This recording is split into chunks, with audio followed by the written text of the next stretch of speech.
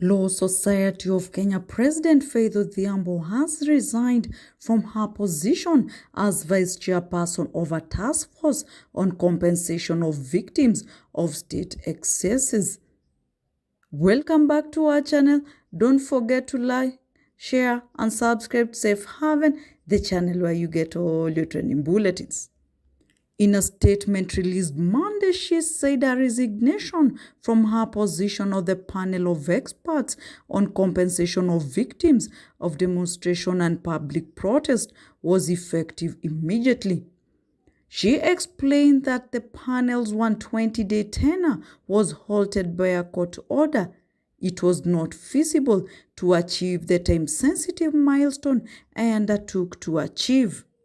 While the clock runs down on the panel's lifetime, victims continue to reach out to me in total frustration over when their request for an audience with the panel will be honored, she said.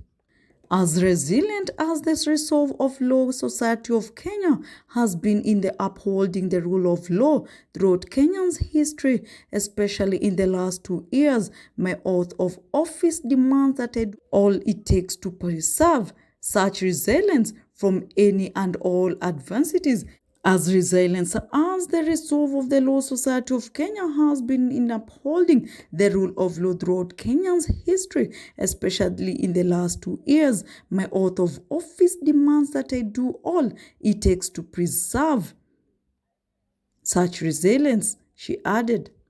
Her resignation comes after several weeks of public debate and institutional friction surrounding her appointment, when a head of public service Felix Koskei announced the formation of the panel on August 25, 2025. The inclusion of the LSK president triggered a governance storm. A section of the LSK Council objected to acceptance of the role, arguing that it is compromise the society independence and blurred the line between the bar and the executive. The government had positioned the panel as a step towards accountability for police excesses during recent demonstration, but critics saw it as an attempt to call independent voices. All the time, Ms. Odhiambo defended her participation, saying the panel presented a unique opportunity to overhaul the legal and institutional framework on victims' repatriations. However, the LSK later resolved that its president's continued service in a government-appointed body was inconsistent with the independence of the institution. The controversy escalated when the civil society group challenged the establishment of the panel in court, arguing that it lacked a legal basis and that its creation by the executive and constitutional independence of bodies such as Independent Policies Oversight Authority (IPOA).